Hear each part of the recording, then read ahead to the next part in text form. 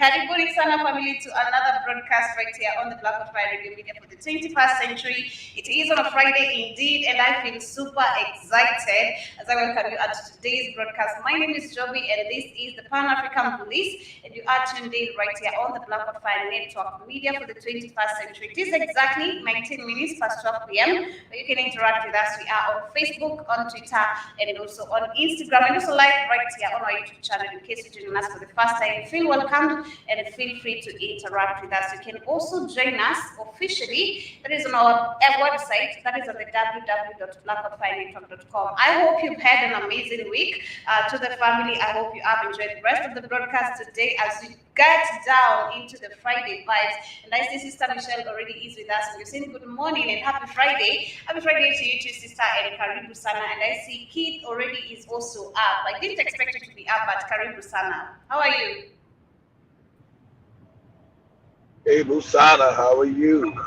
I'm fine, thank you. How are you? Say what now? I'm fine, thank you. How are you? I'm all right. A little tired, but I'm okay.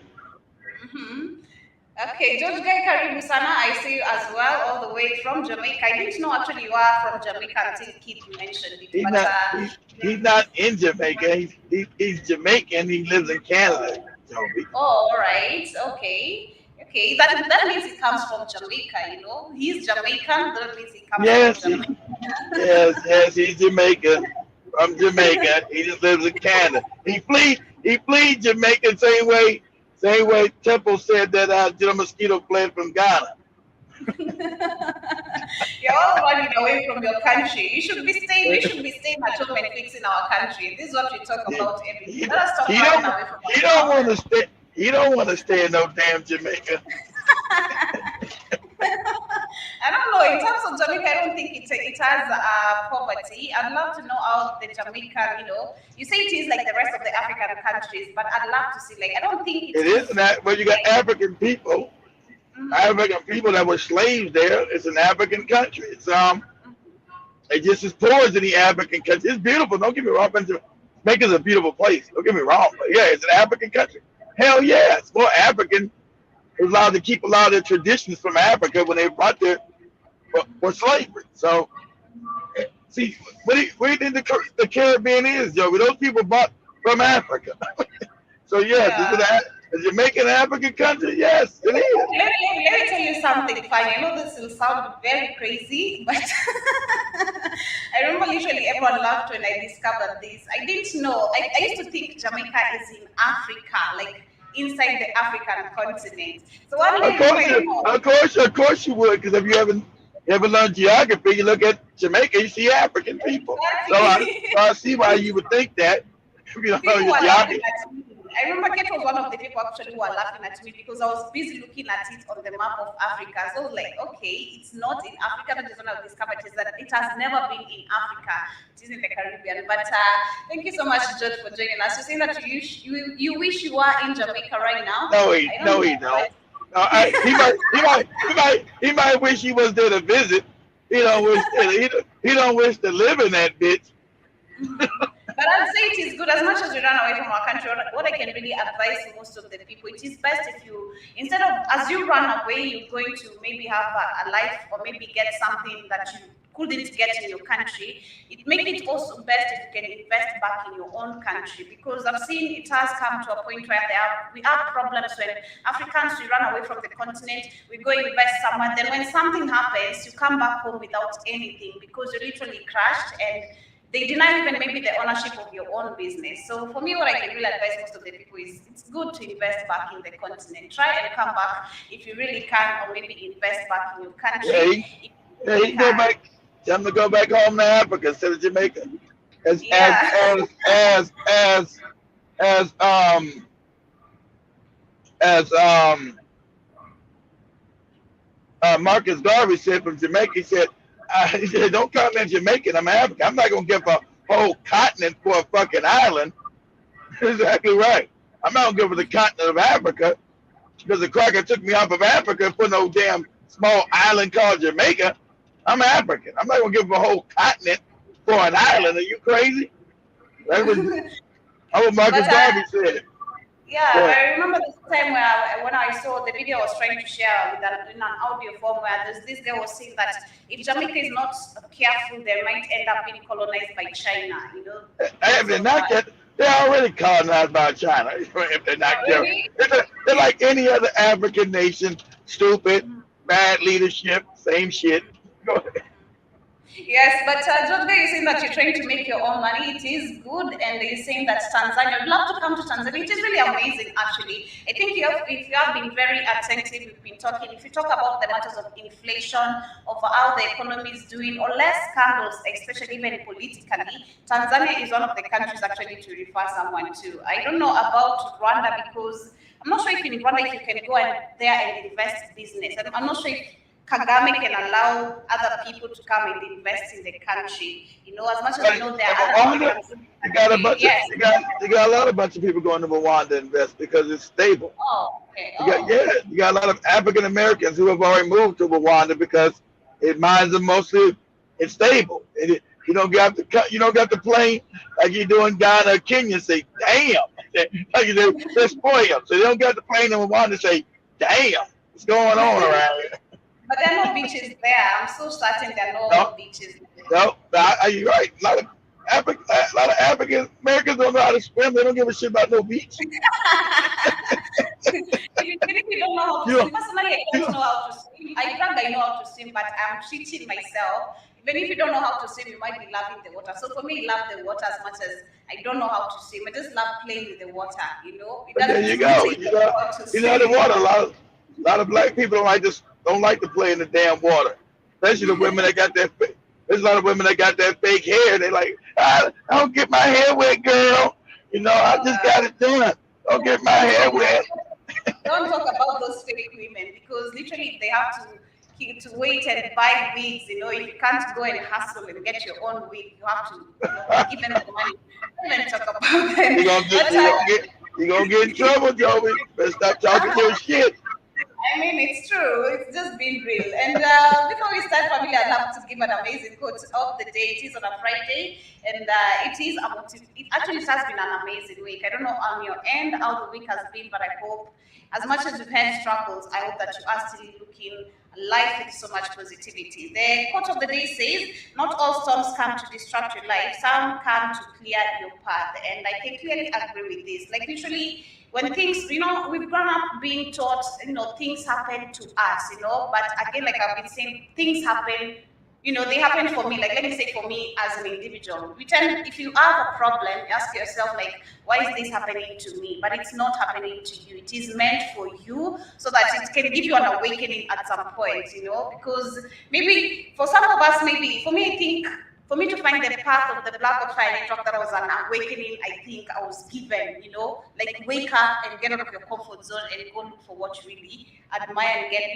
desire to do. And that is what I can really say. So in case you are having storms in your life, just remember it is not happening to you, it is happening for you, and it is definitely to clear the path. But getting to the topics of the day, today our main focus shall be going to the Kenyatta family, and this is something we have been talking about on and on and on. But it seems that in terms of corruption, there's a lot of history starting from his dad, which it has led to this particular point we are as a country, why we have a corrupt country, because it began since the period of colonization, which is really deep and has so many. We were speaking of the Pandora papers some time back, which I'll be sharing a video of some, which contains some information how these all projects were begun by Jomo Kenyatta himself, and why Uhuru Kenyatta is the one leading on. And we also have literally the whole Kenyatta family involved in this. But these people are supposed to be charged with high degree actually of corruption, murder, and so many things, but none of these things will happen. Right now, we have Uhuru is about to leave the seat,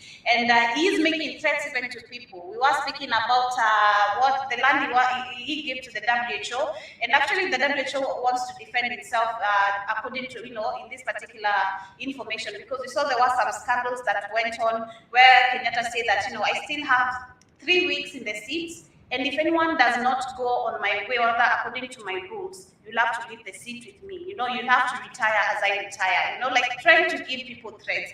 But one of the information that is coming out before I share the video about what is really happening is that the WHO has defended its plan to build the Africa's first emergency hub on the land, and it's also claimed by Kenyatta University. And the WHO said that the government had granted it the 200 acres despite complaints by the KU that it wasn't consulted. And the president launched the construction of the facility. I always have a problem when it comes to land ownership. And this is one of the things I was complaining. I was talking to the friend. We really had a deep conversation with one of my friends yesterday.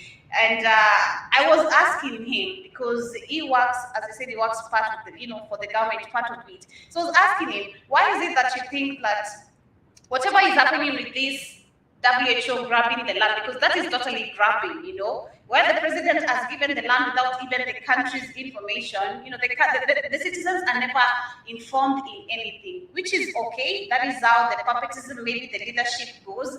But I think we need to have a continent, because these are our things. These are things that our ancestors were fighting for. Speak of the Mau Mau, speak of the Kapenguria Sikhs. Most of the people lost their lives, and it's also leading to the slavery that is happening, or rather, how many people ended up in America, going back to history. It is all because we are trying to fight for what is ours. So yesterday I was asking someone, why is it that Uhuru feels like he has the privilege to give this land? Is it just because it is under his father's name? As much as we know, the country is not being ruled by any African leaders. What is really happening? And he said this is because, he was trying to defend the Europeans, the same thing I think we have been taught. They never came to, harm us. Yes, some slavery did happen, but there was something good out of it. There's nothing good out of it. How they never came to harm you? Go to Google. I mean, not Google. Go to YouTube. Say Kenyan British concentration camps in Kenya. How do you mean they never came to harm you? Who's teaching that crazy shit? They came to genocide African people. They came to genocide where it wasn't even called Kenya then. That area called Kenya now. That part of Africa. They came to kill all Africans because of the land. That's why the land was never. That's why the land was never given back. Why the land was never given back to damn Africans. You got. I was reading an article when it's got the farmers were still asking for their land to be returned from the British today in Kenya. Never returned because Jomo was put there not to return that land. Same way in Zimbabwe and South Africa. Zimbabwe said, listen, we got to get this land back to our black people. You stole it, we got to give it back. That land's never been returned in Kenya, ever. What did you ask me to pull up on Google? Oh, no, not Google. Go to YouTube. Oh, wait. You go Google. You say, okay, go Google. Just say of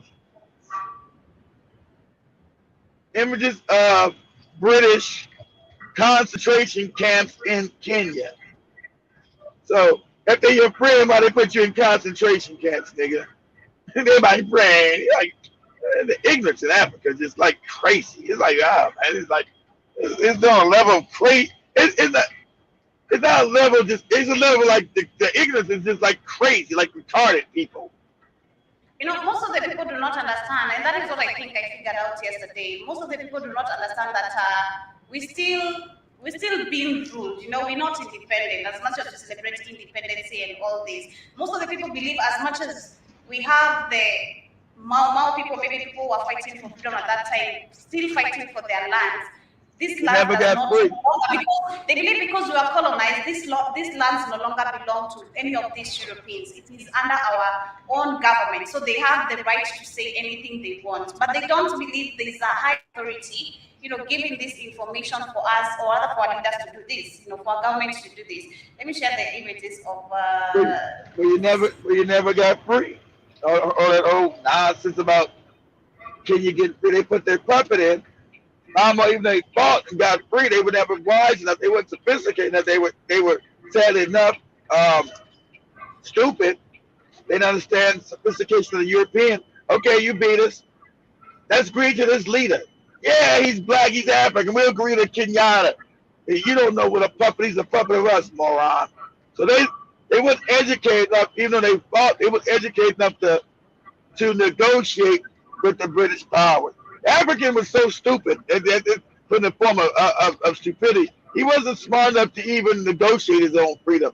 From Kenya to Ghana to Cote d'Ivoire to Nigeria, he was not intelligent enough to negotiate his own freedom. So he never got free. But if it is negotiating, don't you think they still would have found a way on still controlling Africa? Because what they were after is brainwashing. They had studied us, they had done research, and still, even if you were to negotiate, rather if our ancestors were to still negotiate, I think they will still have found a way on how they can benefit from Africa because they knew what we had. Well, they never left. Of course they knew. They made them rich. They went from poor to rich. Of course they knew. But out of Africa, Europe is impoverished. Yeah, they know. You don't know. So the education system even dumbed you down even more. It made you scared of your government. You scared of your government's corrupt. It made you ignorant, you don't know how the world works. And then if you don't even know your history, like somebody said so smartly that listen, if you don't know your history, you don't know where you came from, you can't defend yourself because you don't know who the hell you even are. So they made sure you didn't even know your history, know who you are.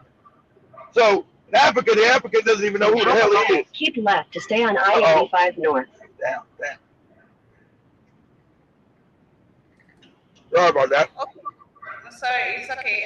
But moving on to other different matters, what I can say is that Uhuru needs to be charged, like I said. Actually, the whole Kenyatta family, they need to be charged with the highest degree of corruption. Why they put the WHO? She said, why is he so avid?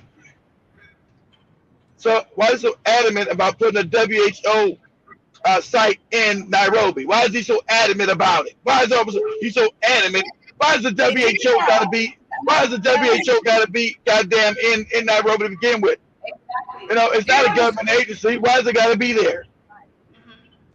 Do you know yesterday, the same question I asked the same person I was arguing, and he told me this is going to help, like they are saying it is going to help in that it is a health emergency, first health emergency hub. And the guy was telling me that it is going to be a good development because it will be ruled by Africans. It will be ruled by Africans. And I was like, are you crazy? How do you mean this is going to be ruled by Africans? Oh my God. You're talking about straight. I was like, wow, what do you mean? What do you mean it's going to be ruled by Africa? Just because it is in Africa does not mean it's going to be ruled by any of our leaders. It's going to be ruled by no Africa, you moron, because they put in Africa. You don't rule and own shit. And how's it good? Name me anything good the WHO has done for African people, stupid. I don't know. The white man told me. Shut the fuck up. I'm so tired of this the dumb ignorant ass Africans. This I got no patience no more. Shut the fuck up. Do that. Shut up. God damn. Fucking how stupid do you gotta be? I know that the WHO was there killing Africans with AIDS and all Ebola and other shit. And they're gonna it's a good thing they're coming. Oh my God. Just shut the fuck up. Shut up, stupid.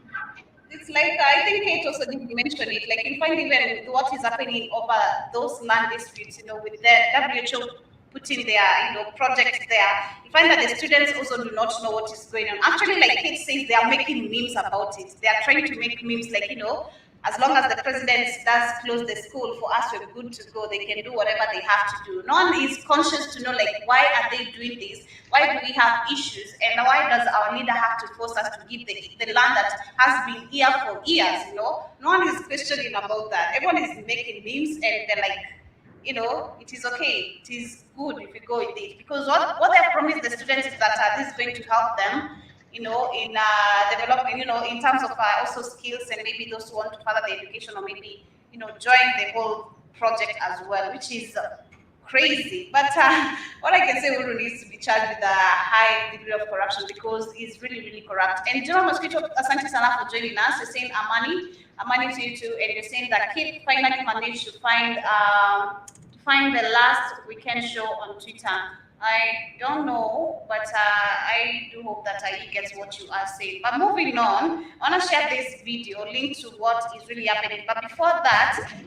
it is clear that right now, every African country has to survive on loans. We have to give, just because we need to get loans, especially like, leave alone the government, even people. We have been kept in a certain state of poverty where people have to now sell away their furnitures, you have to sell away your houses, you have to sell away everything you have, maybe for you to get a loan. So they're saying that most of the African people do survive on loans. That is what they're saying. And the number of loans against movable assets such as household items, crop, livestock, even people sell livestock, like instead of these livestock adding value in your homestead, they are decreasing value. That is the kind of state we have actually been made to be in. And they're saying that the number of loans issued against movable assets such as household items, crops, livestock, and bank accounts increased by 15% in the 12th month of June, indicating sustainable financial pressure of households hit the economy downturn. Data the economic companies. And I can say that we are living in a very, I don't know, we are being made to become beggars of so many things. Just a minute, the telephone.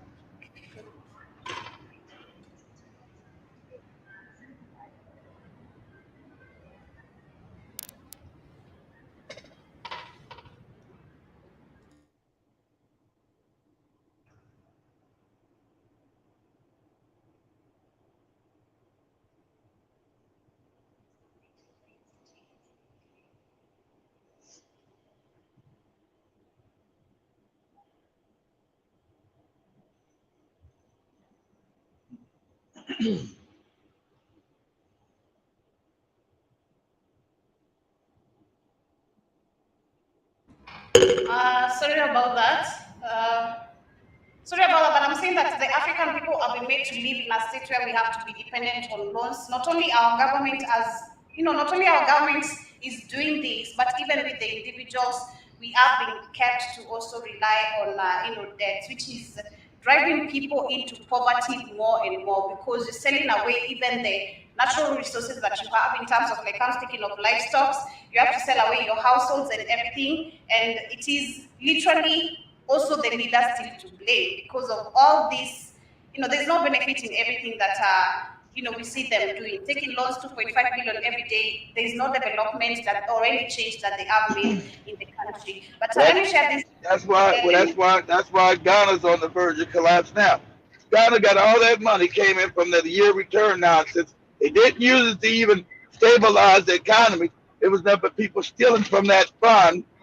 And now Ghana's on the verge of collapse over there because it's as corrupt as any other African country. And I told you, just because Kofi Adado is a good speaker, he's still corrupt as shit. So the whole country, these African despotic countries are created to be corrupt so white people can continually steal out of these African nations. There's no reason why Ghana should not be rich, Kenya should not be rich.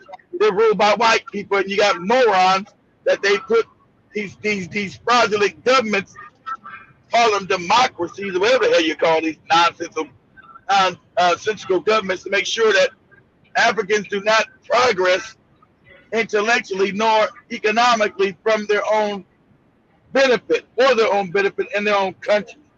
Nothing but places of despair and iniquity. That's why they're running out of there. It's nothing but a place of despair because the country's become so corrupt, so backward, and just like I said, you can't. Don't ever just say Kenya. All black Africa is created by crackers and don't work. None of it work because it was never meant to work. It's meant to ensure white people constantly have control of Africa and constantly steal out of it. But go ahead, Joe. Well, let me share this video. But also speaking of Ghana, Uganda is also in the same line, because Uganda, we know that it has been ruled for almost a period of 30 years by the same president, who has not even made a change also in the country, and he doesn't want to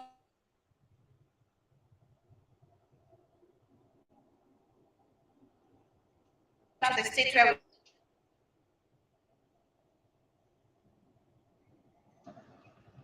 is going to be bad, because most of the people won't even realize what is good, what is bad. Like the same thing I was saying, that people don't realize the difference between the plastic food and the original food. And this is because we made also in terms of food, the original type of commodity, the original type of food is very expensive. So they bring the cheap, which is imported from outside, and which is actually dangerous in most of the bodies. And you find that is why when we speak of Africans dying young, we used to live like that's when you start getting GMOs.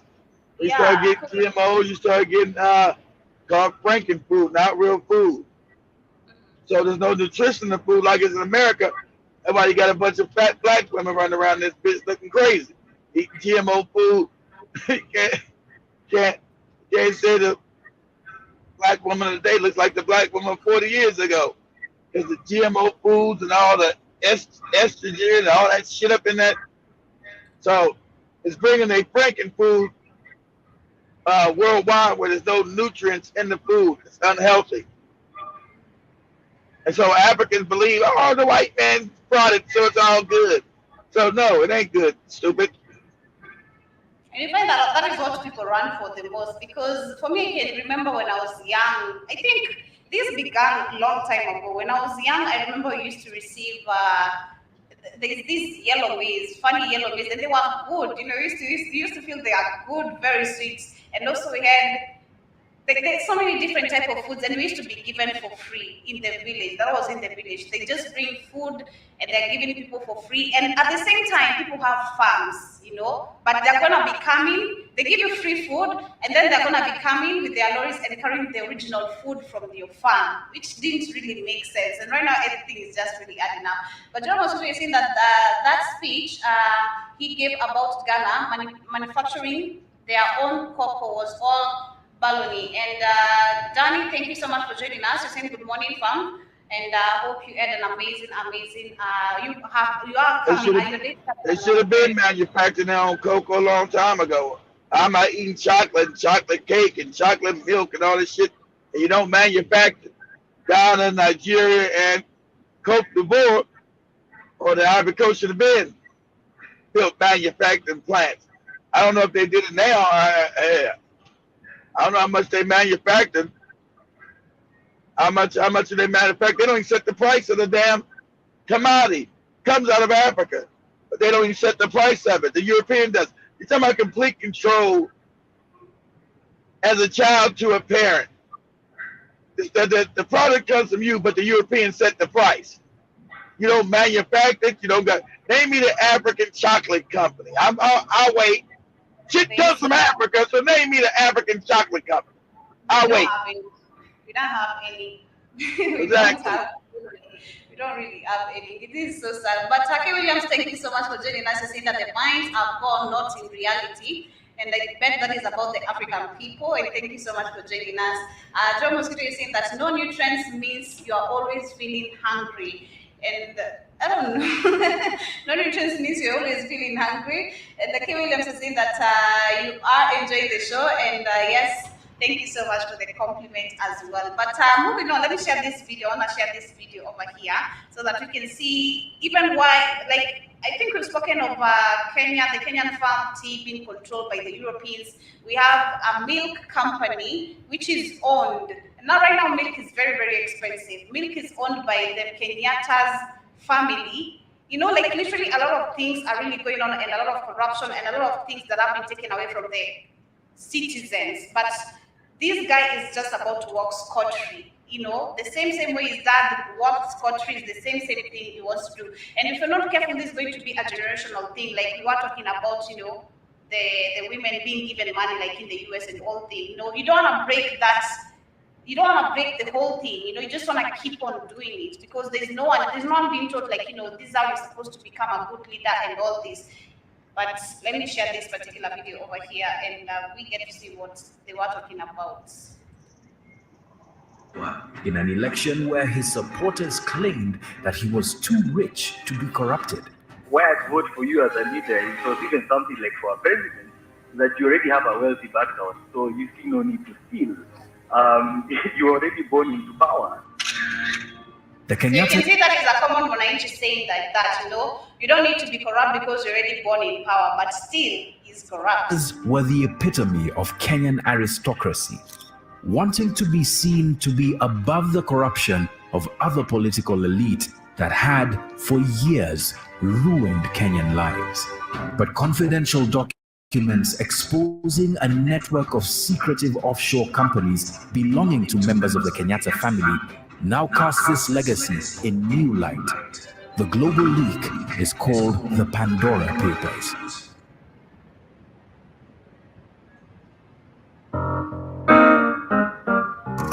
It's a vast archive of never-before-seen documents from 14 service providers who sell secrecy to rich clients from around the world. This leak is really Panama Papers on steroids. This is the Pandora Papers, because we think we're opening a box on a lot of things. We're looking at about 12 million documents from 14 different service providers. These are law firms and firms that set up secret offshore accounts for people in multiple jurisdictions. In the case of the Kenyatta'S, the Pandora Papers detail ownership of an expensive home in an exclusive UK neighborhood and an investment portfolio belonging to one of them over 30 million US dollars. The investigation has not found any evidence Of to course, suggest the corrupt ass Kenyatta family created by it because they have a house in Britain. Now they created that their whole family was created by Britain. Families corrupt this shit because the family was supposed to be corrupt this shit. It was So given why- by the British. Go ahead.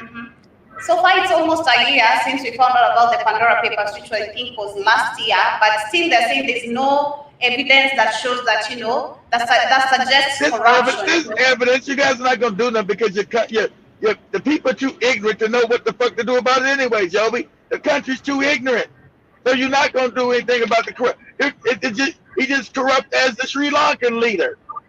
At least the people overthrew him. He's just as corrupt as the whole family's corrupt because they were put in power by the British to be corrupt, to make sure the majority of Kenyan money goes to the Queen and the British monarchy, not to the people of Africa, not to the to the Kenyans. first family. Sorry about that. Go ahead. What it has found is a trove of documents showing that members of the family have used offshore locations for at least 10 years.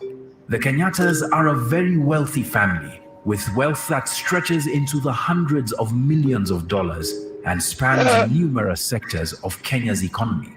And the question They asked, founded what is now the how did they get the money when Jomo was a broke bum before the British put him in power? How did they get that money? Because the British said, no, we're gonna put you in power, moron.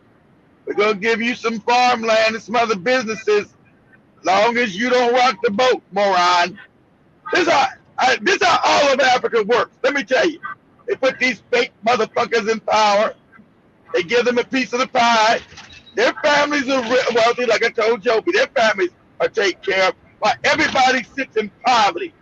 You can be in Kenya, Ghana, Angola, Nigeria. The rest of the country sits in absolute poverty, except these corrupt families that the Europeans put in power. Now go ahead. The largest dairy company in Kenya and co-own one of Kenya's largest private banks. For a family with such deep roots in Kenya's economy, their foray into the world of offshore networks begs the question, why the investment in global secrecy networks? The family's surname comes from Jomo Kenyatta, Kenya's first president. Exactly. From Seen as Jomo. one Of course. the He founding wasn't fathers rich. of the He republic. wasn't rich. He was out there fighting with the Mau. He wasn't wealthy. So where'd the money come from, stupid? Oh, the British. Go ahead, Joe. Was imprisoned by the British colonial regime, released after 8 years in 1961. He would be sworn in as prime minister 2 years later, then became president. Listen, that's the same stand they did with Nelson Mandela. Think about it, no prison. How's he gonna come out of prison and be sworn in as president? Nobody didn't even know. Like the mama said, no, I ain't knew this nigga. So he comes out of prison now, sworn in as president of the new country. Yeah, he was broke. So don't tell me he was wealthy in prison. He was wealthy in prison? Go ahead. In a constitutional change in 1964. At the same time, Jomo Kenyatta's wealth began to grow, mostly through acquisition of large tracts of land previously owned by Europeans. I understand how to pose that. It was large tracts of land, because he owned shit. The British owned Kenya. They said, listen, that nigga, we're going to put you in power.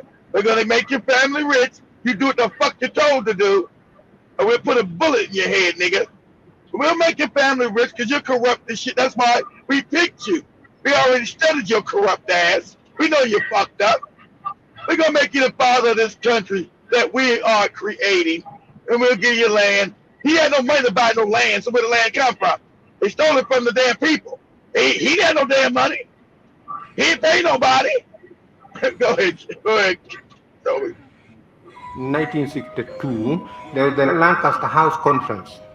At that conference, one of the most intractable of issues was the question of what do we do to the white settlement in Kenya, and what do we do to the land question in Kenya, where even the British government from 1932 had set up the Catalan Commission. Yeah, about getting that damn land back. What do we do about getting that damn land? Well, they brought their fake prisoner. He said, we're not going to take the land back from white people. We're going to give it to you. Why would you do that?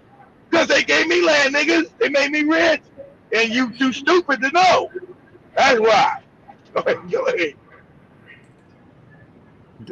Be obtained by the Kenya government by buying it from the white settlers. But unfortunately, they didn't bring in equity in terms of our dispossessed thousands and thousands of families who today still languish in a lot of poverty. Exactly. Stole those people land because the British said, Jomo stole that land. Like I was saying, Jomo stole that land from them people, them British.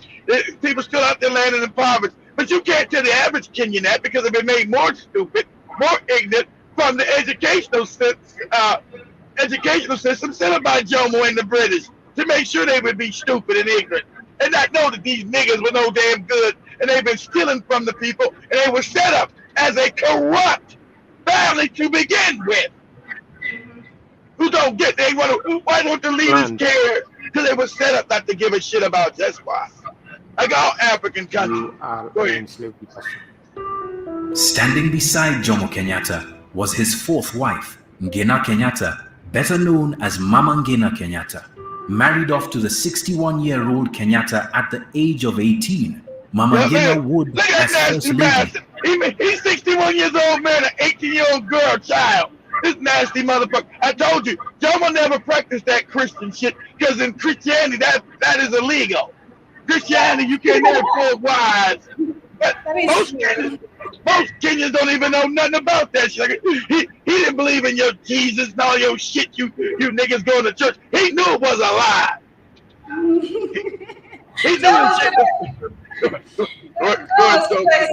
I see you asking where his teeth. I don't know where his teeth. Maybe he was beaten by the Europeans and told that it's either you do what we say or we take this tooth with you. And K. Williams is saying that they said he's too rich to be corrupt. Yes, that is just a common Onaichi who called in when he was on an interview and said that he's too rich to be corrupt. He shouldn't practice corruption. But still, we've seen Uhuru is very, very corrupt. Joe Mosquito is saying that they always buy an expensive flats in central London and they avoid paying taxes by investing their money abroad. That is true. And I also saying, K. Williams is saying that they have no love for the people. They will sit back and watch people suffer. That is true. That is the same thing Keith was trying to explain the other day. They've grown up with that mindset of, becoming, because it's like me, if my dad was a leader, I bet I'll also grow up with that mindset. I'll be made to grow up with the mindset. Exactly, Joby. If my daddy's corrupt, of course he's going to teach his kids to be corrupt. How we got money? You make sure you do what the British tell you. We're going to make sure you're going to get power eventually too, son. We're going to keep the corruption going. The family was corrupt from the beginning. Jomo didn't have any money. Where'd the family get money? Because of the stealing of the other African land. Those people still without their land and impoverished. So all they did was give Jomo a little bit of the shit they were stealing. They made him leader. That's why he said, "Don't worry about the white people. I'm not going to take the land back that you stole from all these African people because you made me. I'm the leader of Kenya. I had no problem in telling these dumb niggas about your Christian beliefs, Christianity everywhere. I'm not going to practice the shit because, I know it's phony. But these niggas don't know it's a lie and they'll go up giving their kids the shit. I'm not going to practice none of that dumb shit. I'm going to get me some young coochie. I'm going to have 7, 8 wives. I'm going to do what I do. I'm motherfucking 61 years old. Man, an 18-year-old kid.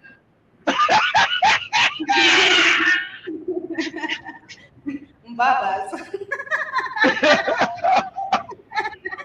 Becoming entangled in some controversial deals. Then, in 1978, Jomo Kenyatta died and power passed from him to his vice president, Daniel Arap Moi. The 24 years of Moi's rule entrenched a kleptocracy founded under Jomo Kenyatta. Yeah, These were quiet years. That's why that guy stayed 24 years. Kenyatta only reason he gave him power because he died. He was president for like 18 years. How many years? 18, 19 years. That's when Kenya had the same thing as fucking Uganda. Leaders 24 years, 18 years, all this crazy shit. Because they're not government. They're goddamn fiefdoms for European power. Go ahead, Joby. On consolidating their wealth. The time away from Kenya's seat of power also allowed for a renewal of the Kenyatta name, which by 1978 had been mentioned in connection to controversy. But 24 years later, in 2002, a young Uhuru Kenyatta, Mama Ngina's oldest son, would be thrust into Kenyan politics, running to succeed President Moi.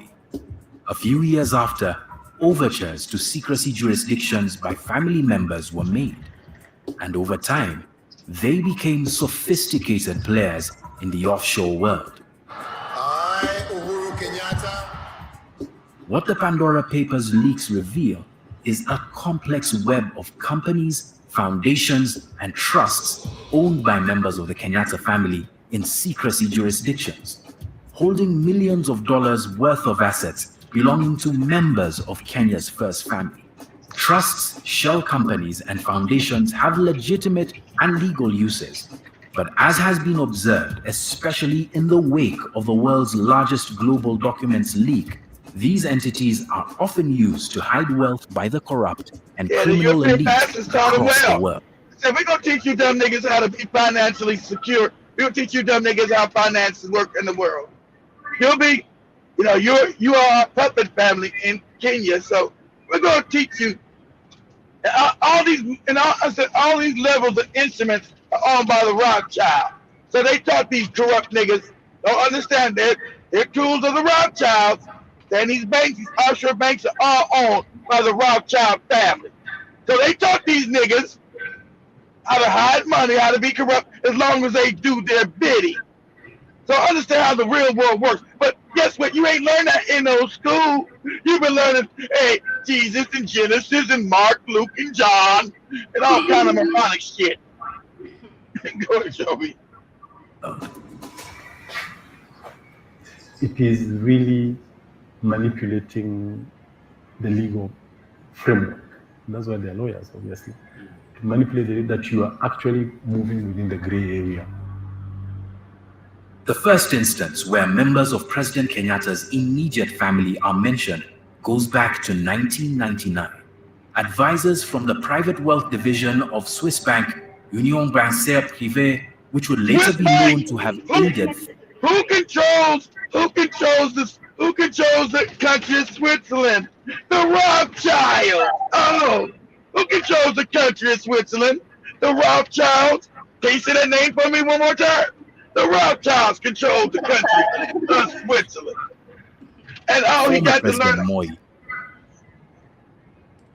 and Nigerian strongman General Sani Abacha to stash the wealth overseas contacted Panamanian law firm Aleman, Cordero, Galindo, and Lee, known better as Alcogal, to incorporate a company in the British Virgin Islands. The company, Milran International, was incorporated on February the 10th, 1999. British Virgin Islands. Oh, the British again, the British Virgin Islands.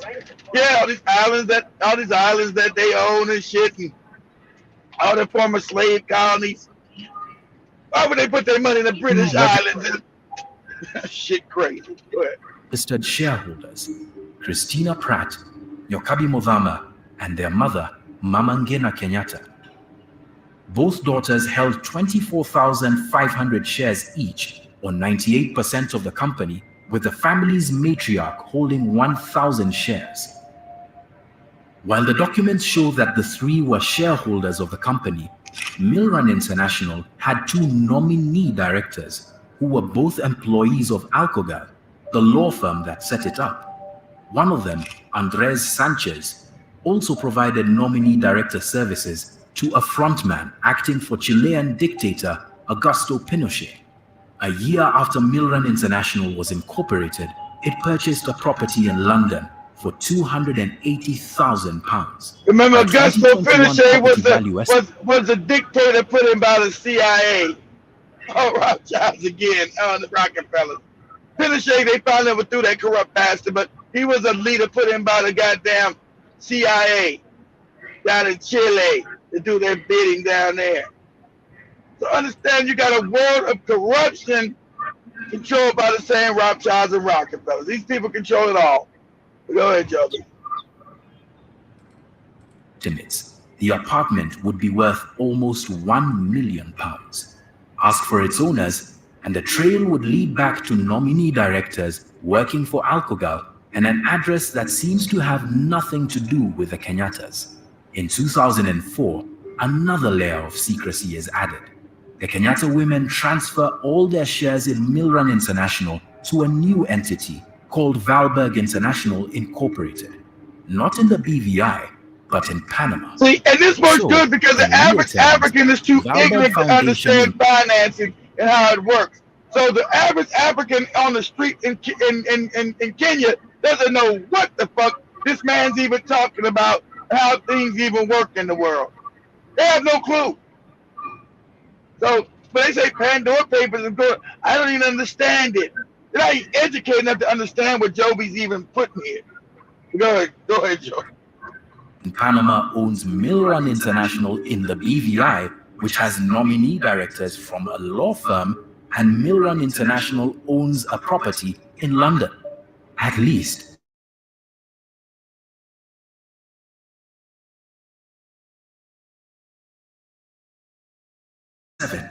Maclay Foundation is incorporated in Panama.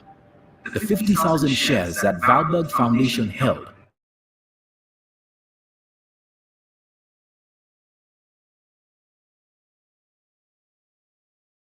like Russian dolls, these entities seem to be separate, but are part of one well-planned play at secrecy. BVI is management fees, and Panama is, I've just seen, mainly secrecy. So those are their game plans. A Panamanian foundation allows the donor of money to the foundation and the recipient of money from the foundation to be one and the same individuals. You can create a Panamanian foundation. You can donate money to your Panamanian foundation, and you can make yourself the beneficiary of the charity of your Panamanian foundation, of course, escaping identification and taxes all along the way. This clearly differs from a normal company, which is required to register, produce accounts, and so forth. Panamanian foundations facilitate secrecy as well as any other entities in the world. We asked Mama Ngina Kenyatta and her daughters, Christina Pratt and Nyokabi Modhama, why they would need such a complex web of foundations and companies in Panama and the BVI to own one apartment. We also asked whether anything else was owned by any one of these entities. There are different reasons people would invest. I mean, if you're not a leader or a political elite, your child is studying abroad, you want them to have a place to live. Fine. You can afford it. Awesome, right? But apart from that, I don't understand why. But the tree of companies, trusts, and foundations that are linked to the family flowers in different directions and also includes the president, his younger brother Mohoho Kenyatta. These things happened around the time that Kenya was going through an important political transition.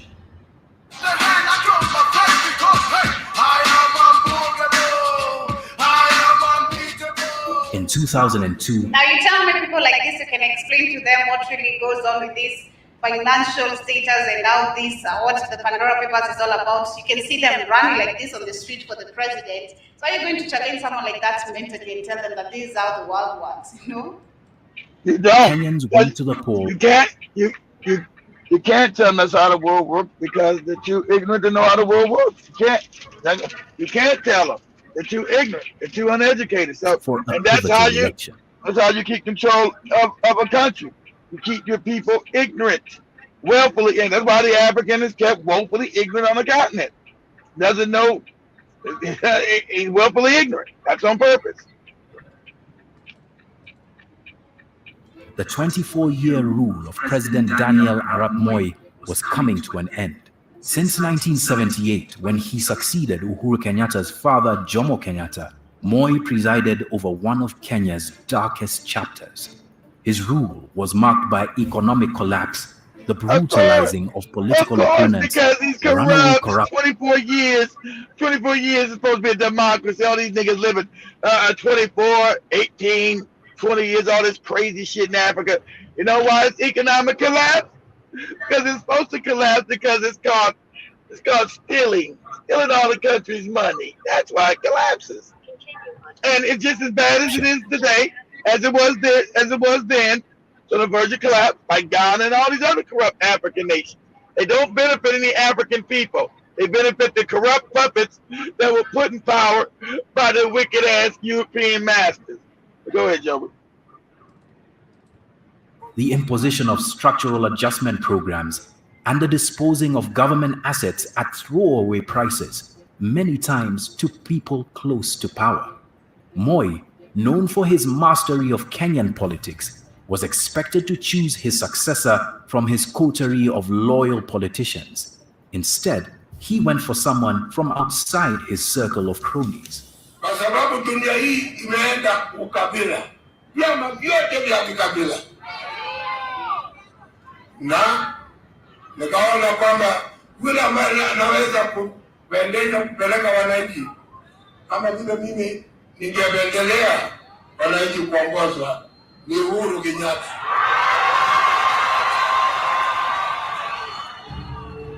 At the time, Uhuru was unelected with less than 10 years in active politics.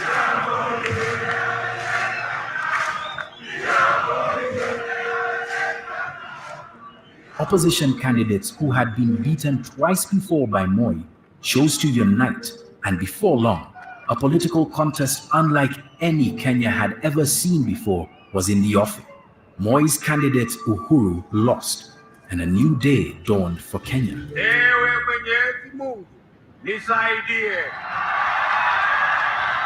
As soon as Parliament reconvenes, bring the law, we should establish the Anti-Corruption Act. To his credit, Uhuru Kenyatta, now the leader of Kenya's opposition, publicly dared then-President Mwai Kibaki to go after Moi-era kleptocrats, who, according to a leaked report by corporate investigations firm Kroll Associates, asserted that Moi and many of his allies had stashed wealth abroad in offshore locations.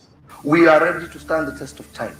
Corruption is not about political parties. Corruption is about individuals. No, corruption is no, these corrupt as shit. Corruption is like the blah, blah, blah. So come on, no, this whole family was set up by corruption by the corrupt ass British. It's about not much corruption. It's about this, blah, blah, blah. So come on TV. Yeah, who's gonna be fighting corruption, nigga? The whole family's corrupt though. You don't know what you're talking about. He's part of my tribe. Now look at him, he's the most corrupt and he's speaking about corruption. Exactly. Talking about corruption. You know, a few individuals who choose to use state resources to benefit themselves. State resources, exactly, like you. Are individuals, like all African leaders, to use state resources to benefit themselves. That's why you niggas stay in power 30, 40, 50 years. And then you try to pass the presidency down to somebody else in your family. That's what you do. You steal all the money by leaving everybody broke and fucked up. Prosecuted. It is their responsibility to prosecute those individuals. You should be the one. Exactly. That's exactly right, Joe. He's supposed to be prosecuted right now. Talking about prosecution. They're supposed to be prosecuting his ass right now. Not to continue to harp and live in the past. It is my responsibility as the leader of the official opposition in this country to ensure that the government takes action on today's corruption. But privately, the Pandora Papers now reveal that at the same time, his family was looking into the world of... to make sure the government prosecute these people who've stolen all the money. But that's your ass. Offshore secrecy as well. Again, it's even worse actually than those people who were there before, who has done a lot of damage, a lot. Help from the private wealth arm of Swiss bank UBP, now called Apex Consulting, and Panamanian law firm Alcogal, an entity called Varies Foundation was set up in the historically renowned secrecy haven of Panama. Documents show that Mama Ngina Kenyatta is listed as the first beneficiary of the foundation, with President Uhuru Kenyatta listed as the second beneficiary. This means that all assets in the foundation will be managed so as to financially benefit Uhuru Kenyatta upon Mama Ngina's death. Just 2 weeks after Varies so when the mama dies, it's going to go to his corrupt ass. Cell Foundation was set up using the same nominees as Varies and Millrun International before it. Crisel's first beneficiary was listed as Mohoho Kenyatta, with his son Jomo Kamau Mohoho Kenyatta listed as the second beneficiary. His son was an infant at the time. The Kenyatta's use of secrecy jurisdictions during the period of political transition has also been observed in other regions facing political instability, with people turning to secrecy jurisdictions to secure their wealth as their home nations battled difficulties. We asked President Kenyatta and Mama Ngina Kenyatta why Varies Foundation was set up and whether President Kenyatta included this as part of his wealth declaration to the Ministry of Finance.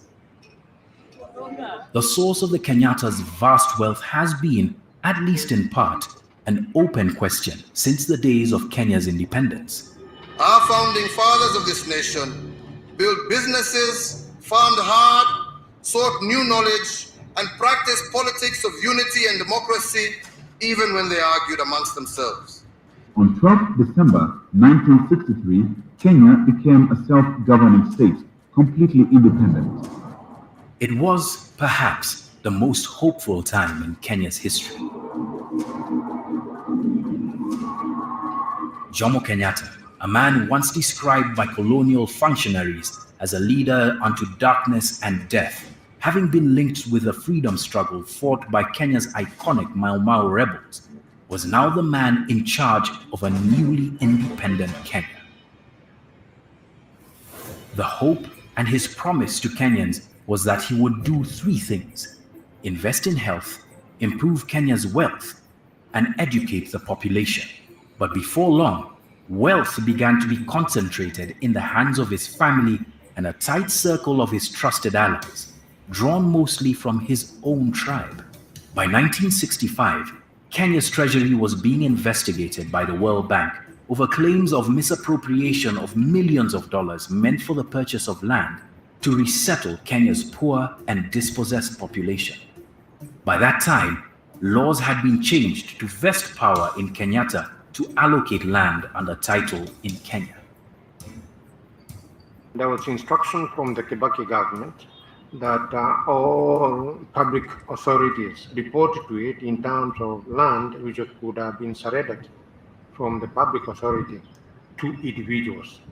And in respect of the Kenyatta family, there was one report that came in about 4 public houses which were located on Ragati Road in Nairobi.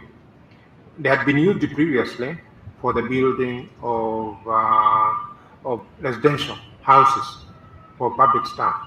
But what Kenyatta did was to amalgamate the 4 plots that ended up being close to 2 acres, 3 acres, and he amalgamated that, even though government policy all along in terms of public land has been that it should be demised to any individual on a leasehold, so that the government from year to year can be getting rent, land rent from the individual. Kenyatta amalgamated and gave that as freehold to Mama Ngina. Over the nearly 2 decades of Jomo Kenyatta's rule, the Kenyatta's wealth in land seemed to have grown to a vastness that had only been witnessed during colonial times. Exactly. In 1978. Because they got the colonial lands because they were bootnicks of the colonial powers. You just figure that out. He's not done. It's all throughout Africa. The Kenyatta's were said to have owned hundreds of thousands of acres. A now declassified report by the U.S. Central Intelligence Agency, the CIA, written days after Jomo Kenyatta's death, stated, and quote, "The family and closest associate have occupied many key posts in the Kenyan economy and have accumulated extensive agricultural and commercial wealth during the 15 years of Kenyatta's rule." When Jomo Kenyatta died in 1978, a new corrupt regime led by Daniel Arap Moi let the family nurture their wealth. By 2002, the Kenyatta's had holdings in the tourism industry, one of Kenya's most successful milk companies, a private bank, and even more land.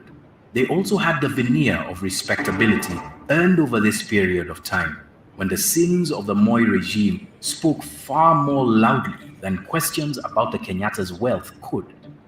In 2002, the Kenyatta's appeared to be a heartbeat away for a second term of the presidency. Absolutely. But the chance was lost, and by the following year, members of the family were looking to secrecy jurisdictions.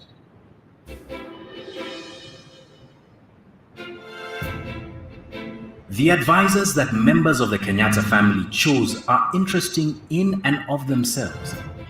They used the wealth planning arm of Swiss bank Union Bancaire Privée, who then helped set up some of their companies in the BVI and their foundations in Panama. UBP was an interesting choice, also having been used by former President Daniel Arap Moi, as well as Nigerian dictator General Sani Abacha. But why rely on secrecy jurisdictions? The purpose, broadly speaking, is the accumulation of wealth in a hidden manner. Tax havens, in their essence, sell 2 things: Louis, they exist to sell two things. One, they sell secrecy, and then secondly, they sell low or zero. Find a Nigerian dictator part of That's how they survive. controlling That's how they... Nigeria, helping these no good niggas steal from the rest of the niggas. You know, African continent is corrupt as shit, put together by European despots who keep their power by putting these puppets in charge and stealing the wealth of the countries. While everybody sits in poverty, there are no jobs are ever created because they know the Africans docile will not overthrow the government. Become rich. That's really what a tax haven is. So when we talk of tax havens, really they are the tip of the iceberg. Below the iceberg, there are layers and layers and layers of actors that facilitate, enable, oil the secrecy networks to function and exist. Most of the Kenyatta'S interests in trusts that we have seen are hidden behind layer upon layer of nominee shareholders and directors from the Panamanian law firm that they used, Alcogal. From the Pandora Papers leak, Alcogal is among frequently used law firms in the movement of wealth into secrecy jurisdictions around the world. Every single element of this has been created by us in the Western countries. Not a single piece of this has been created by corrupt government officials or criminals or terrorist financiers. Started by European and the Western white people who let their dictators steal the money out of Africa because most of the money still goes to Europeans. Exactly. African is too stupid. He don't got any, he have any sophistication to set none of this up. He didn't have the power. So you're right, white man. It's created by white people. All our doing in order to serve that money that wants to come out of other economies into our economies. While it is not illegal to set up trusts or foundations in offshore locations, President Uhuru Kenyatta, a beneficiary of the Varies Foundation, set up by Alcogal in 2003, may need to explain the reasoning behind setting up a foundation like Varies with him as a second beneficiary, as opposed to one in Kenya. Kenyan laws prohibit state officials from running foreign bank accounts or maintaining assets outside of Kenya unless expressly declared. President Kenyatta's wealth and liabilities declarations have never been made public, so it is unclear what is in there. Questions to Alcogal and Trident Trust were posed about whether they interrogate who their clients are and the source of their funds. Both Alcogal and Trident responded. A spokesperson for Trident commented saying the following: Trident Trust Group is a global provider of administration services. Each of Trident's trust and corporate services businesses is regulated in the jurisdiction in which it operates and is fully committed to compliance with all applicable regulations. Trident routinely cooperates with any competent authority which requests information. Trident does not discuss its clients with the media. Alcogal also gave a response, saying that, and quote, as a general rule, being classified as a politically exposed person, PEP, does not automatically disqualify a person from consideration to be a client of any service provider in any industry, and Alcogal is not an exception. However, we follow a strict evaluation process for all cases. The first requirement is that the individual must be referred to Alcogal by a reputable professional entity. According to the analysis of the documents we have seen, the Kenyatta'S activities in secrecy jurisdictions would be done in waves. In the first flurry between 1999 and 2004, then in the second between 2008 and 2014. By the year 2008, President Kenyatta was no longer a politician outside the circle of power. And we as KANU are in and for supporting the position that will see His Excellency, the President, re-elected for a second term. In 2007, everybody's got to be an excellency. All these morons got to be some excellency and honorable. And ain't none of them honorable and none of them excellent. They all fucking corrupt and fucked up. But you got to get these fake titles to these phony niggas. Excellency this, honorable that, all that bullshit.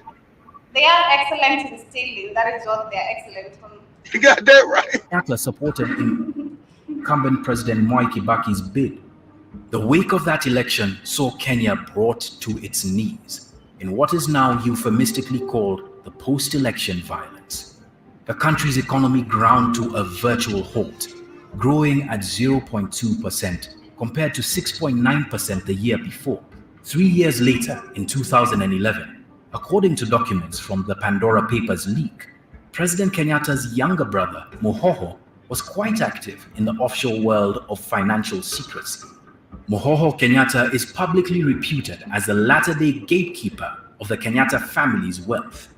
From the documents we have seen, in 2011, Mohoho built his own branch of investments. Documents show that a Dubai-based accounting firm uses Trident Trust, another fund administrator, as its registered agent to set up Galanes Finance Limited. Mohoho Kenyatta holds 1,000 shares in Galanes Finance.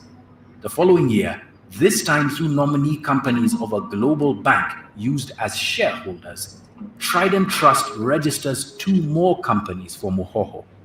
These are Hawkins International Limited and Leonore Estates Inc., both registered in the British Virgin Islands. It is through Hawkins International that the Pandora Papers gives a glimpse into the wealth that may be held by the Kenyattas. That's why these British don't say nothing, because he's controlled by the British. They go to the British Virgin Islands, controlled by the British, and keep all the stolen money that they steal from African people. As long as the British get to keep stealing, they'll let the niggas use their banks. We'll show you how to funnel the money, but the majority of money comes to us. You understand that? The Uhuru and your Goopy family, the most of the money comes to us. Now we'll let you steal. At November 29th, 2016. Sorry. Joby always doing the spikes on me. Go ahead. Sorry. As having a portfolio of investments worth $31.6 million US, or 3 billion Kenya shillings, held in Hong Kong and London. Africans are impoverished, starving, but this Goopy family never created nothing, never made nothing. Got all $30 million and all this $200 million, $100 million off of nothing but corruption. It's crazy. Go ahead. Varied kinds of assets, like cash accounts, mutual assets, and various equities. But he isn't the only one using these networks to keep his wealth. The Kenyatta'S aren't the only Kenyans who have relied on secrecy jurisdictions like Panama and the British Virgin Islands. The leak includes many more. But why should this matter to Kenyans? We know the definition of Wanjiku, right? Runs a little farm, has about 3 or 4 kids, is a single mom, finished high school, and basically feeds her kids off her little garden and then sells a bit off for the school fees and the books. That's how a survivalist human being in Kenya today. And that was coined actually by President Moi, incidentally. So if that is Wanjiku, why should Wanjiku care? Wanjiku should care because if that money belongs to government, either it was tax money that has not been collected, then maybe Wanjiku would not have to worry about the clothing on her for school uniforms and wouldn't have to worry about books because that taxpayer money could have been used to pay that. True, that is true. That is so true. Nilikuwa nyumbani lakini najipata sina shamba na sina mahali pa kujenga. Hiyo Kenya ilienda wapi? Kwa nini walio navyo wanaongezewa na wasiokuwa navyo wanazidi kufinyiliwa chini? Nauliza Uhuru, why? Kwa nini tuhangaike na sisi kwa Kenya? If political leaders are using secrecy havens, this can be taken as a sign for others who may want to do so for tax reasons. This leads to capital flight in a country that needs every cent it can get. That's your money. That's your money. There's no better way to put it. It is your money. Why? Because if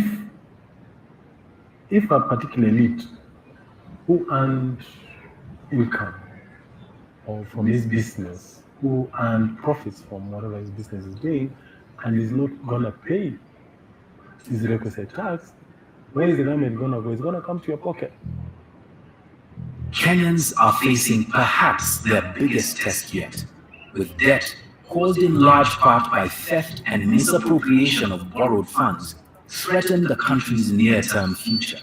President Kenyatta has gone on record seeking transparency in Kenya's economic affairs, yet his family has benefited from the cloak of secrecy offered by offshore jurisdictions. In mid-August 2021, a public debate broke out about the sources of wealth of Kenya's deputy president, William Ruto. Soon, the Kenyatta'S themselves had their names drawn into the mudslinging. On all sides, questions were asked about the source of each party's wealth. Walisahau pia kuweka shares. Niko na shares 400,000 ya Safaricom. Walisahau kusema ile biashara yangu ya kuku niliona wanaandika acreage. Sasa pale wangeandika iko kuku 200,000. Na wangesema huyu mtu anauza mayai 150,000 every day, shilingi 1.5 million. Most of the vitriol directed at the person and family of the founding father of our nation, Mzee Jomo Kenyatta, who is not here to defend himself. As a party, Founding father created by the British, but not founding father. The Deputy President William Ruto, a public message that we will not countenance his venturing into crossing this line of referring to the family of the president, the late President Mzee Jomo Kenyatta. In 2022, Kenya will elect a new leader. This time around, election narratives are being framed around debt and wealth inequality. While the Kenyatta'S don't have anyone with their surname on the ticket, the country that their kin have led twice over seems poised to have a public debate about who truly owns Kenya.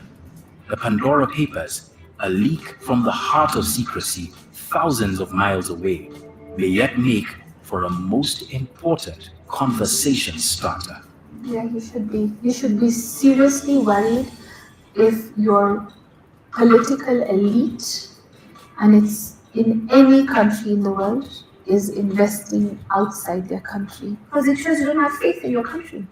That's really what it says. And if you're the leader or you're the ruling elite, that basically means you don't even trust your own leadership. Because you don't even want to put your own money under your own control in your own country. That is the message we see from fiscal legitimacy.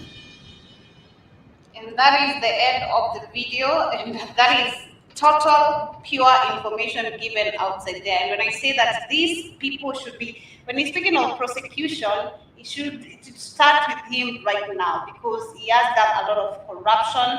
Right now, the country is under debt. He's still encouraging the next leaders to, you shouldn't shy away from debt. You should just keep on going, The people should be worried, like she's saying. People should be worried, but again, no one is worried about it, because we have been made to live in a state where you should be worried about what you should eat, during lunchtime. Right now, there's someone who is worried about dinner. What are my kids going to eat? Tomorrow I have a bill to pay. How am I going to get this money?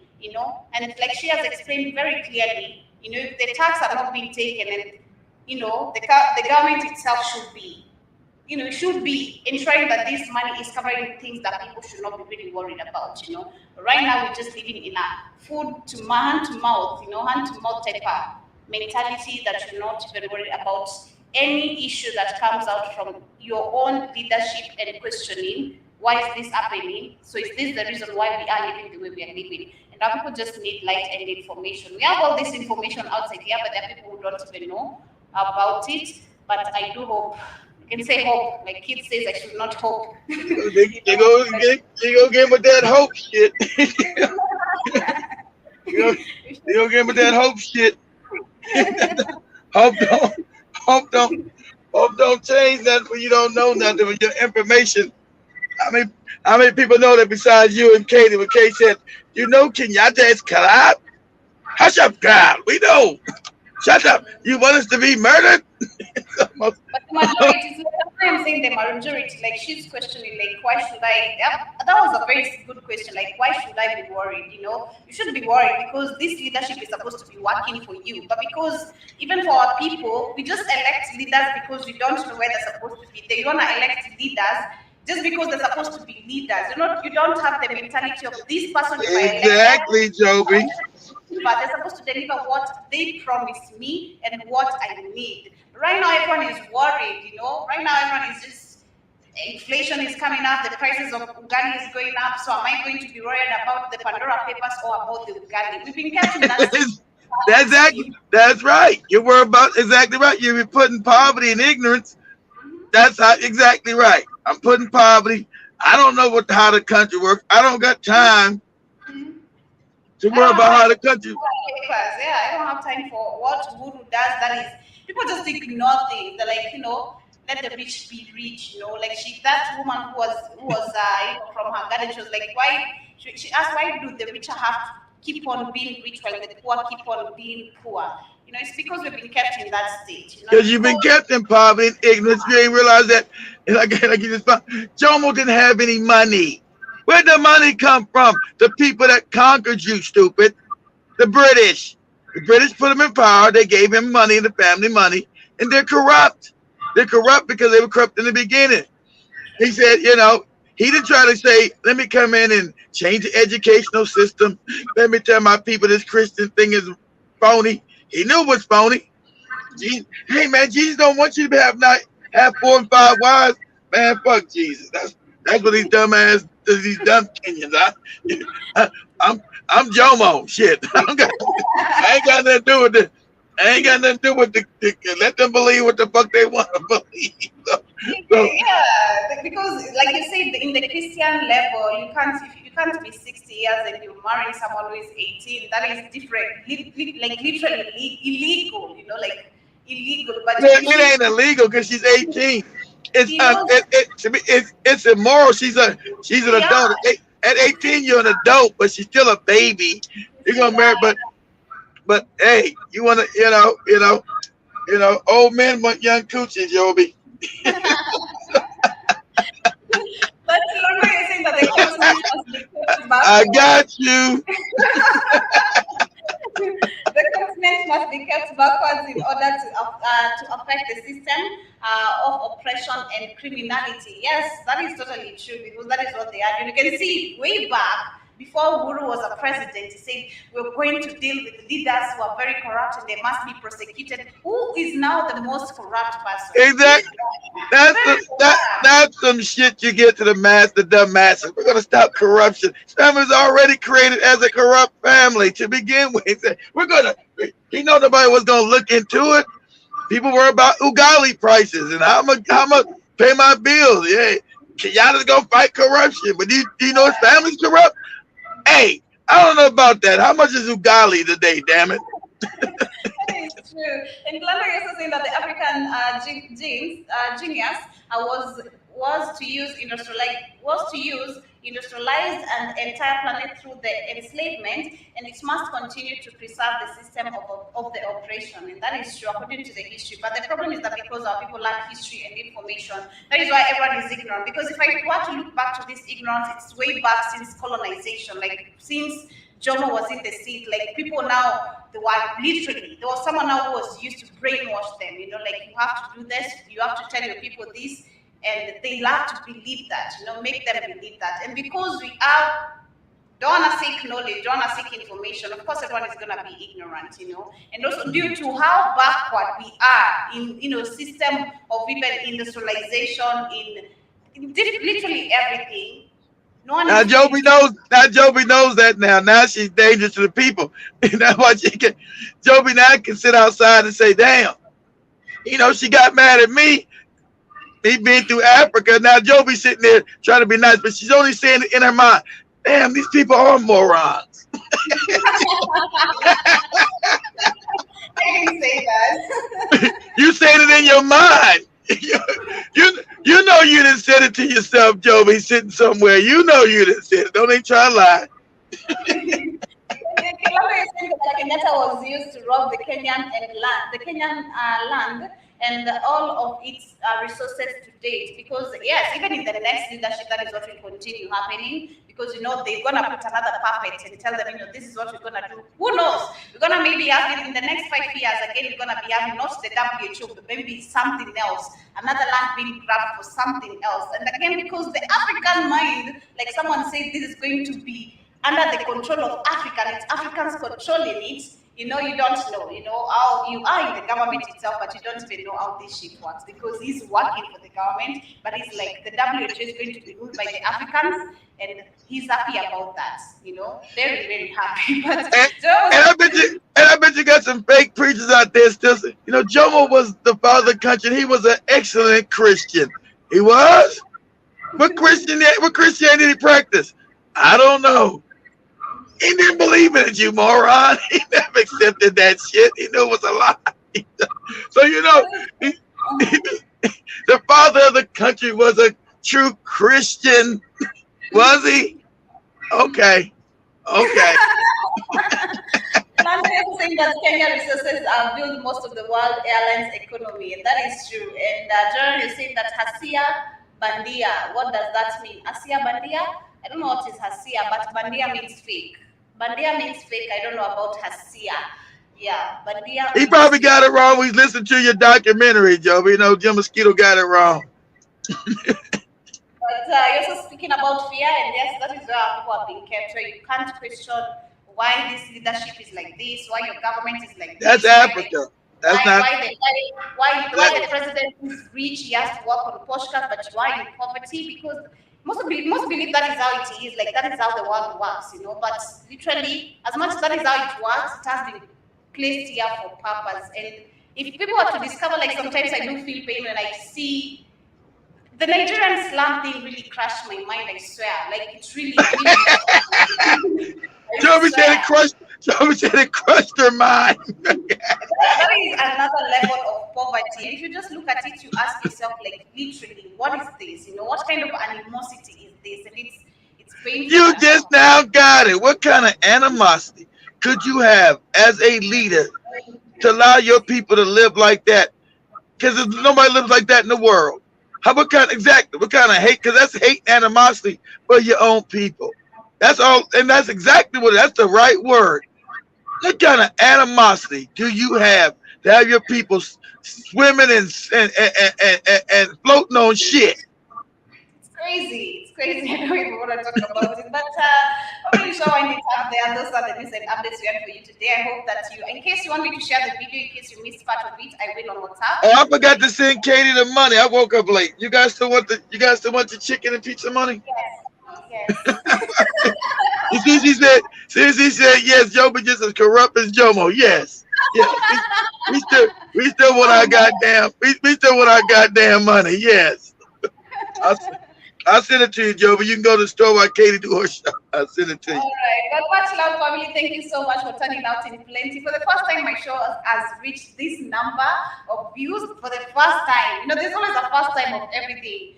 I think because we used to do the shows earlier, I think this is a little bit late, so most of you can be able to catch up. But thank you so much. And Sankenon, I've not seen you in the building, but if you are here, shout out to you. You also did catch up with my show lately. Lando, also I think you have been, I don't think you have been on my show, but thank you so much for joining us. K. William, shout out to you as well. Jordan Mosquito, as always. Danny, and also to Sister Michelle, and George Guy, and to everyone who checked in. In case you missed it. Yeah, it's real early for George. George out there on the West Coast, so it's like, it's like 3:42. It's like 3:42 in the morning. George probably went to sleep by now. He knows he's got to get up and take his ass to work. So. But as I go to work, stay positive. Like I said, it is on a Friday. Have an amazing weekend. But remember, again, we still have more shows. Remember to join Kate. We also have the Rhythm Scoop Show. Today, you have the possibility and the chance to see and make sure you guys put the camera on. Yeah, just play with the camera. Play with it till it works. Tell Katie I'm sorry. My ass was asleep. It's all right. She says she can hear you. But Lando, you said that you're usually training. At the time at the training stop, I guess. At the Training time, ops. He's saying training ops means operation. Lando's in the military. Oh, okay. But thank you so much for catching up. We really appreciate you taking your time and engaging with us on every conversation. I hope you have enjoyed the show, but much love. See you on the Rhythm Scoop Show. For now, have an amazing, productive day on your end, or productive night. Let me send Joby and Kay their Jomo Kenyatta money.